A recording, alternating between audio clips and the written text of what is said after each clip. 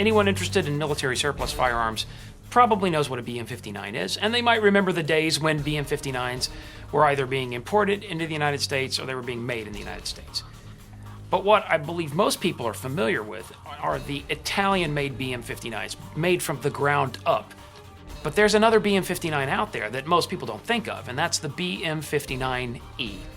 And the BM-59E occupies a special place in the overall history of the M1 rifle, because BM-59Es were modifications of the M1. What the Italians did was they took all of the great parts of John Garand's M1 rifle and they introduced some modifications that greatly enhanced the design.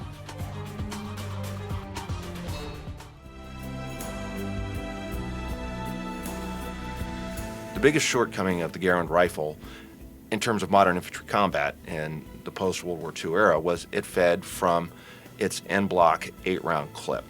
And if it could be adopted to take, say, a 20-round detachable magazine, you'd have all the strengths of the M1 Garand's operating system, its op rod, its gas system, but you would have it with a 20-round detachable box magazine. That gun was the Beretta BM-59.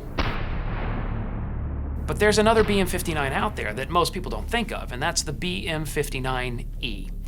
And the BM-59E occupies a special place in the overall history of the M1 rifle. The BM-59E specifically is just an M1 rifle that has been modified through the introduction of a detachable 20-round box magazine, the introduction of a recoil compensating muzzle device that is very effective, and a few other little modifications to the design that are noteworthy. Part of the interesting history of the BM-59E relates to, believe it or not, Argentina, because in 1951, the United States government sold the government of the Republic of Argentina two Brooklyn-class light cruisers, the USS Phoenix and the USS Boise.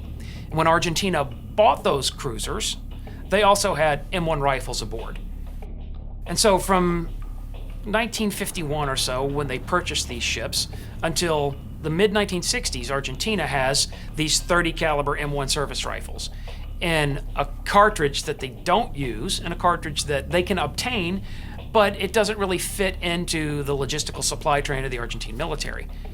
And so Argentina ultimately makes a decision to modify these M1 service rifles that they obtained from the United States. They send them to Italy, to Beretta, where they are modified into BM-59Es.